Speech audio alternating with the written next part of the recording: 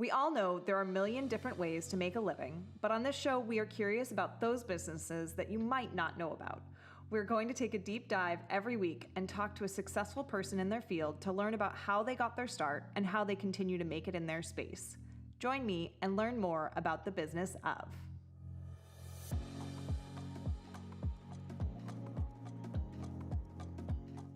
Welcome back to the business of procurement, here with Dave Pennino of LogicSource. So welcome, Dave, to the business of. Appreciate it. Thanks for having me. So let's start with the basics. What is procurement to people who might not know? So it's actually more complex than people realize. Yeah. So if you think about any business, businesses have to buy a substantial amount of goods and services just to be in business. So today we happen to be in a brewery. They have to buy their core product, obviously, which is the barley and hops and all the things that go into their product.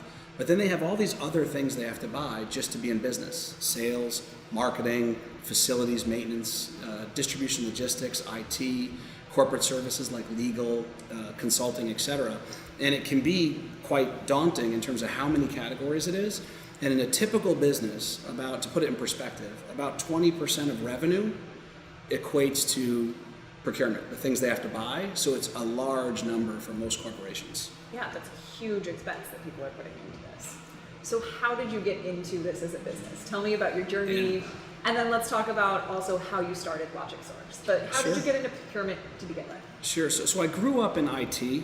I worked for firms like Gartner down the road here in Stanford, Deloitte, Scient during the dot-com boom. And so I was an IT person by background and trade, but I found it fascinating how large professional services firms like IBM and Accenture and Hewitt, Aon built large-scale business process outsourcing, tech-enabled businesses. And I thought, where else in the enterprise could I do that and at scale? And I just thought, simply put, buying things just made a lot of sense for a large-scale tech-enabled services company, essentially a kind of corporate Costco, if you will.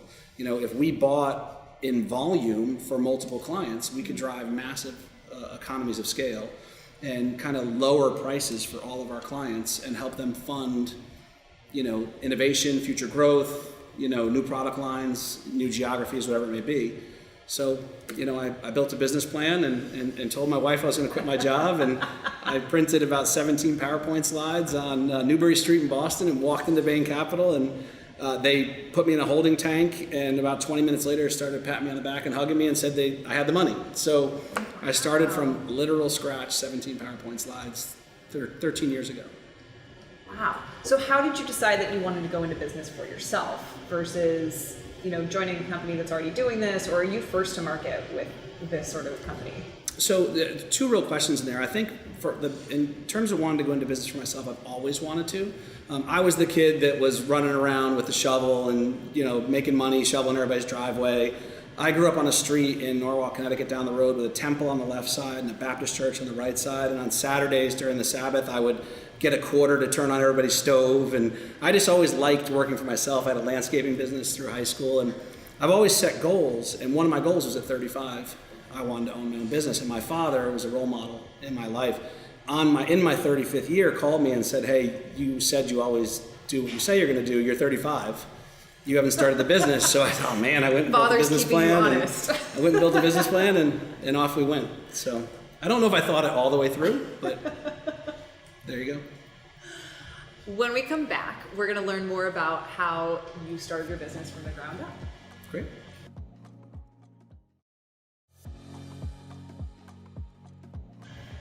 So we're back on the business of, and today we're talking about procurement with Dave Pennino from LogicSource. So people really seems like it's the heart of what you do in terms of helping people, creating a company that's built around the team that you've been able to build. Tell me more about that being such a passion for you. Yeah, so one of the things that's been really cool for me in building this company is that we actually are headquartered in a building that was an abandoned building when I was a kid. And I used to literally run around and cause trouble in that building and fish on the river nearby. And at some point it was an artist colony, and then someone came in and revamped it. And we're the largest tenant in that building in the town I grew up in. So we've put 235 jobs in the town I grew up in, and we're going to add about 135 more this year. We did a really cool deal with the state of Connecticut. We contemplated leaving at one point, and I might be the only person you've ever met who fired Texas for Connecticut. And we've actually doubled down on Connecticut and put a bunch of jobs there because, frankly, when we looked at the workforce around the country, there were probably 40 places that we could have gone that would have been, in theory, cheaper, but the talent that's in the greater New York City area was unmatched by far. So it's been really cool putting jobs in the town I grew up in, and I take a lot of pride in it. Yeah, I would too. And since you started your business from this 17-page PowerPoint, how did you hit the ground running? Like, where did you go from there? Yeah, so thank God, and anybody who started a business from scratch who doesn't say this is lying. I did 102 stupid things. And thankfully I did 104 smart things. Oh, well, so I'm net positive, but for a long time it was real close. We have built a business so we are the procurement department, to put it in perspective. So we buy for Lululemon, Gap Inc., Big Lots, Titleist, Acushnet, Ocean Spray, Bountiful Company. We are either some or all of these major brands, procurement department. And you can't just rock up to a corporation, knock on the door and say, hey, let me take over a function of your business with like 3 people and a trick duck. Yeah. You have to earn the right over time. So we went into a lot of businesses that were more distressed at first and kind of earned the right. And, eventually got big enough and got enough spend leverage. We have about 52 billion of spend running through our company that grows at about 10 billion a year. And that didn't that took 13 years to get to the point where we had that kind of data, that kind of market intelligence, and kind of power in the market where, we can literally move markets the way we move spend around for our clients. And the other bit about helping people was really cool during the pandemic. We kept people safe. And I never thought when I got in this business that would be one of the things we did. But when you have retail clients like Lulu and Rite Aid and Big Lots, if we didn't source PPE, if we didn't get masks and gloves and blast screens for registers and sanitary wipes, they couldn't stay open. Right. So we kept them open, we kept them employed, we also kept people safe, which is kind of cool. That is a very cool thing to be able to say. And you mentioned the pandemic. Did that help, or did it hurt, like kind of skyrocket your business knowing that supply chain issues are real and such a pain these days? Yes, I get asked this all the time. It's interesting. We took about a 40% revenue hit in the first 2 weeks of the pandemic. So right off the bat, we took about 4 bankruptcies, clients that are gone forever. Wow. That the pandemic shuttered them and they're gone. So day 1 of the pandemic, I lost 40% of revenue. So I would say, no, it wasn't helpful in that regard.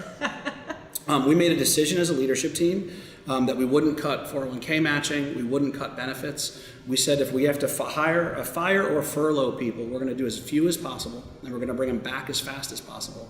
And we're going to put the business in a position to thrive. So we never talked about survive, ever. We always talked about thrive. So we just kind of buckled down, had an awesome board that let us do that. And we came out the other side. We actually started 2019 at the exact same revenue we finished 2019, and about 30 employees more. So we went down 40% of revenue, came back up, and all of our employees contributed in helping us do that.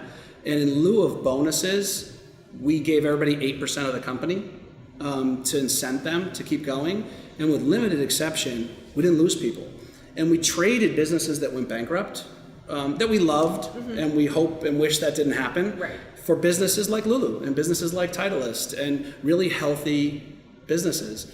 We also diversified and went into healthcare with brands like WellSpan Health and US Radiology and National Vision and Rite Aid.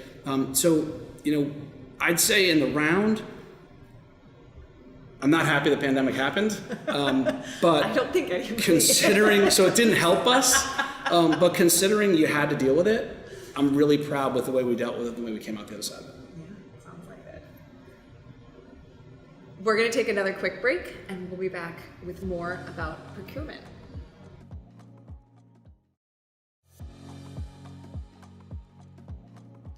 And we're back on the business of procurement with Dave Pennino from LogicSource. So Dave, tell me a little bit more about, you said you had 102 mistakes that you've made. So tell me about one of those mistakes and what you kind of learned from it. Sure. I think there's a couple that stick out to me. You know, I think first and foremost, I think trusting your gut as an entrepreneur is really hard to do. And letting something play out long enough to know if you're right or wrong. And I think there's times in early stage businesses where you get very jumpy, or, you know, I guess you'd call it the yips, where, you know, you need to trust kind of heuristic modeling and let something run long enough to see if it's right or wrong before you react.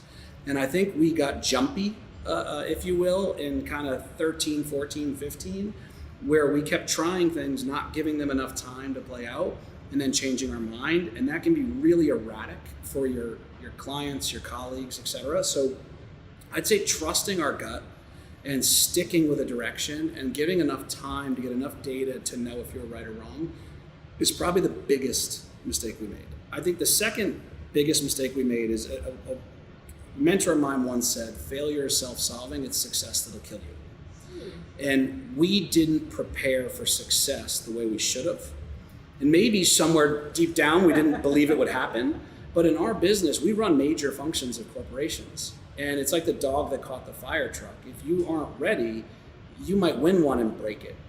And for us, we broke in an absolutely fantastic manner a deal in 2014. It was really a monumental kind of sea change for us. And it was an inflection point where we realized we have to focus more attention on service delivery and quality than we've ever done before. And maybe actually tone down growth to make sure that we had the best delivery model in the space. And so I think, you know, that mistake of not respecting growth and being ready for it, I'd say was the second. The third thing I would say is that we listened too much to advisors and not ourselves, because we know the business. Right. And we really needed to diversify. We were retail heavy, and we love our retail clients, but we have the healthy, awesome, growing retailers. And for a really long time, we had a lot of distressed retailers. So we were constantly taking churn from bankruptcies and from private equity transactions. And we knew we had to diversify, and we listened to advisors, and we should have stood our ground and not done that. And I'd say those three things are the biggest lessons that I've learned over the last 12 years. Very good lessons to learn, I think. Trusting that gut reaction that you're having is definitely super important. It sounds like that's kind of the common theme for all of those things. Yeah. So where do you see LogicSource going in the future? It seems like procurement is an ever-changing business, especially given all of the current, the macro climate right now. Tell me a little bit more about the IT portion of the business that you guys are kind of pivoting into. Yeah, it's a great question. So first, I truly believe we can be a category of one in the procurement space. I think there is room in this market for the IBM, as the IBM is to IT, or Accenture is to finance, or Hewitt Aon is to HR. I think LogicSource can be the brand of one in procurement. I really think we can do that. I think we can become the utility companies look to say, I need to save money, improve process, reduce risk, innovate around this space, and I'm calling LogicSource.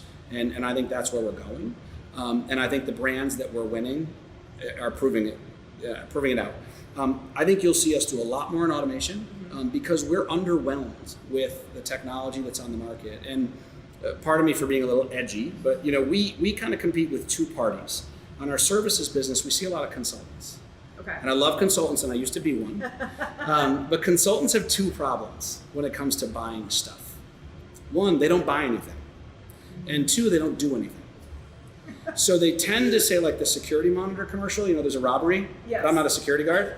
They tend to say, hey, there's a savings, or hey, there's a problem, but they don't necessarily do anything to fix it. So our services business goes and does dirty fingernails, roll up your sleeve, fix the problem, and take credit when it's done, not for the idea. What we're finding in the technology business is most of the technology that has been sold, which there's a lot of it, in the procurement space is built by kind of flip-flop wearing California punks that left Stanford a year early and never operated a day in their life. So they're building slick technology that isn't to steal from GM years ago. It's not commercial grade.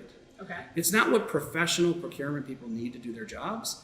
It's like slick Amazon.com-y kind of procurement software to buy stuff, but it's not battle-tested, true procurement software. So we've been underwhelmed trying to partner with these technology offerings, and we've decided we need to build technology for practitioners, by practitioners, and it needs to be fueled with actual spend data and actual procurement tools. One of our clients said to us that the procurement technology that's available in the market today is highly configurable, which he figured out finally means empty. The technology is highly configurable because there's nothing in it. Right. And we're trying to infuse, enrich. For example, a spend analytics tool that just organizes your spend is interesting. But if you bring 50 billion of other spend so that you can see, okay, I know how much I'm paying for my packaging here at the brewery. Right. But if there's $1 billion of other companies' packaging, I could really learn how I could lower the price of that. So just knowing what I pay for it's interesting. Right. But I probably already knew that. Right. Figuring out what it should cost. You already don't know. Yes. Right. So we want to build technology for practitioners, by practitioners, that's cheaper substantially than what's on the market. It just works better. So I'd see us go there. Yeah. And I think you'll see us go a lot bigger in data because the amount of data we have, we haven't even scratched the surface of what we could do with it. And what would you do with it? Like, how can that really help drive the business forward? So think about the kind of stuff. We know what everybody buys, who they buy it from, how much they pay for it. We know why they buy it. We know who buys it. And the stuff that we buy isn't the secret stuff. So it's not the secret spot, like the secret seasonings in Kentucky Fried Chicken stuff. Correct. So it's the stuff that we would call indirect or goods not for resale, or that stuff isn't of a strategic priority to them. So they don't mind if other people know. Yeah. So the things we could do around win-loss analysis for suppliers to figure out why am I not winning more business. We could do interesting things with financial markets. We know what retail sentiment is pre-Christmas across multiple retailers based on their marketing spend. Nobody else knows that. Right. But we have data nobody else has. So I think we could do some pretty interesting things with them. Sounds like it. Tell me a little bit more about how the procurement business is changing right now beyond the IT. Yeah, it's a great question. So I mentioned I grew up in IT. So to date myself a little bit, folks, when I started my career, there wasn't a CIO. Chief Information Officer, or Chief Technology Officer. Right. There was an MIS director. They pushed an AV cart. They had screwdrivers in their pocket to fix their Xerox machines. When everybody went to work, they pressed down to go to the data center. Everybody else went up. That MIS director realized I got to start talking about innovation and security and omni-channel. And they put a suit on, and they gave the screwdrivers to Xerox, and they gave the data center to IBM, and they went upstairs. And they became the CIO, and they reported to the CEO.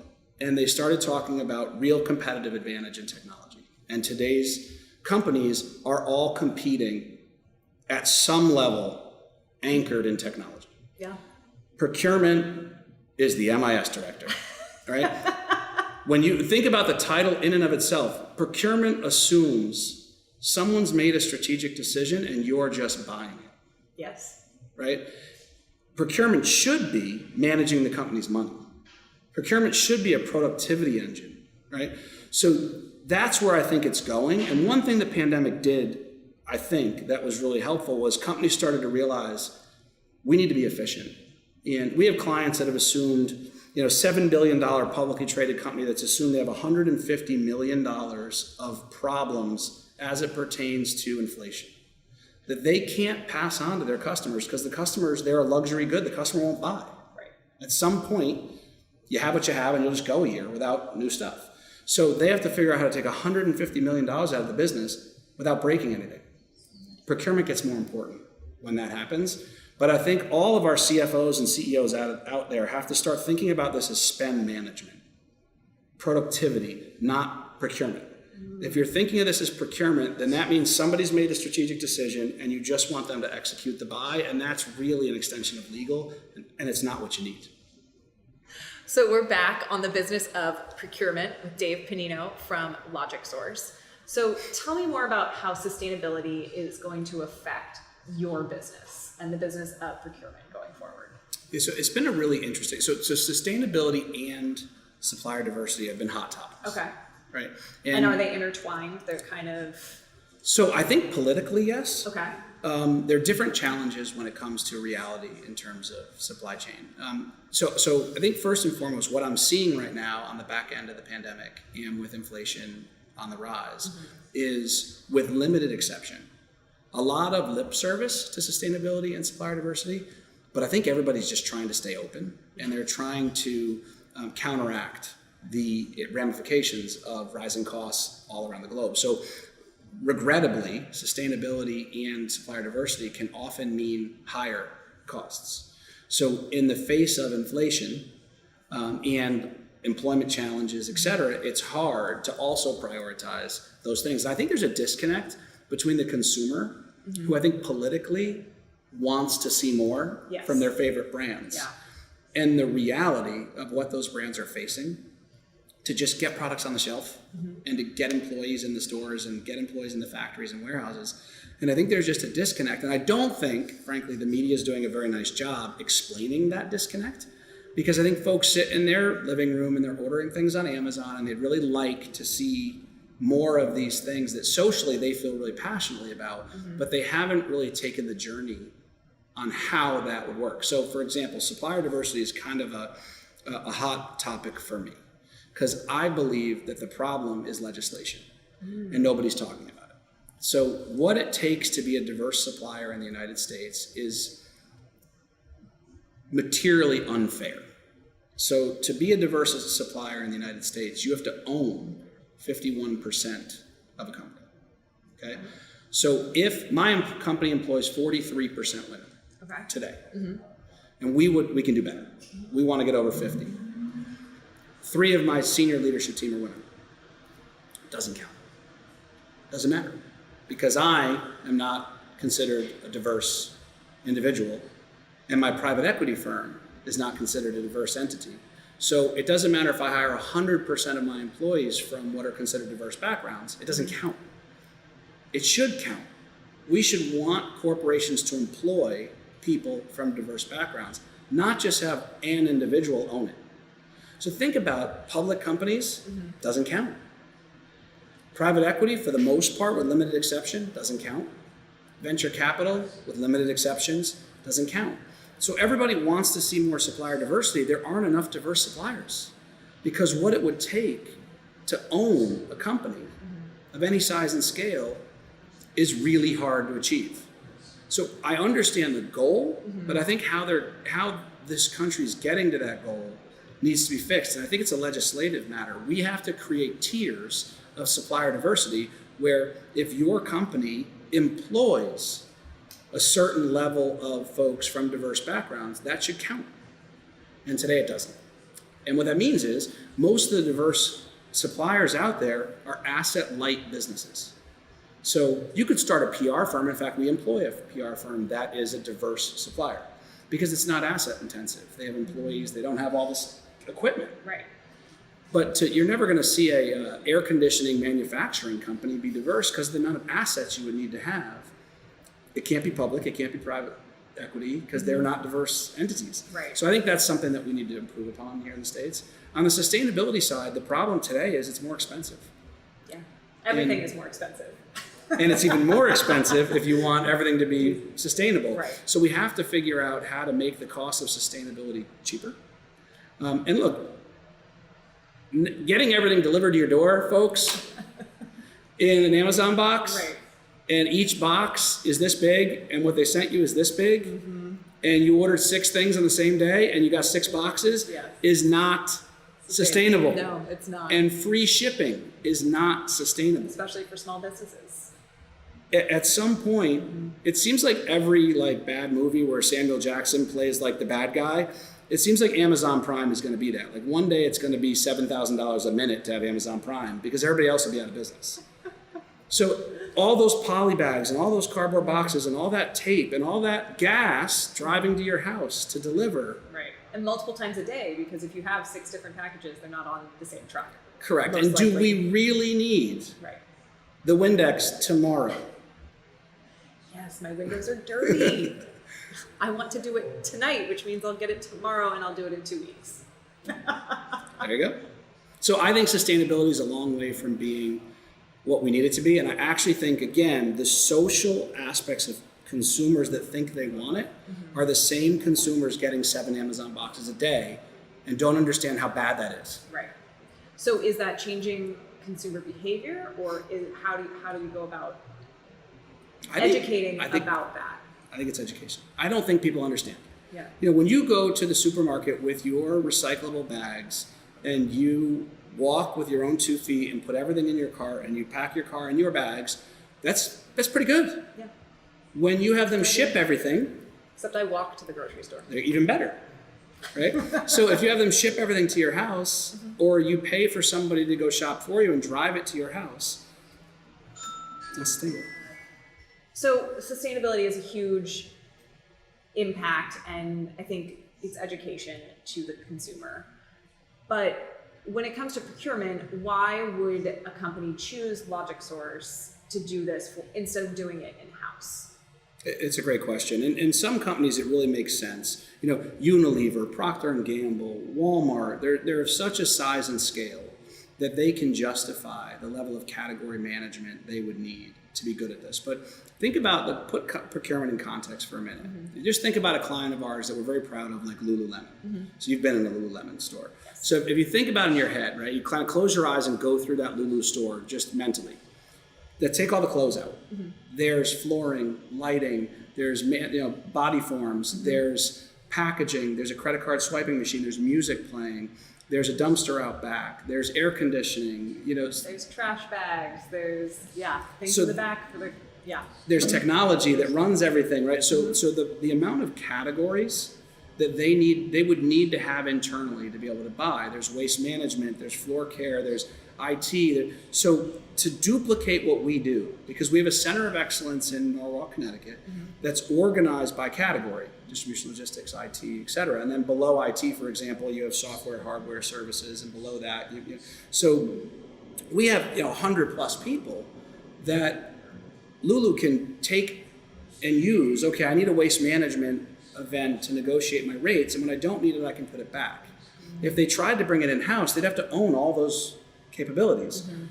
So typically, it's about 0.8% per spend under dollar spent under management that you need to have to run a procurement department. We operate at about 0.6%. Oh. So we're cheaper than trying to do it yourself. And if you do it yourself, you only buy what you buy, and you only see what you see.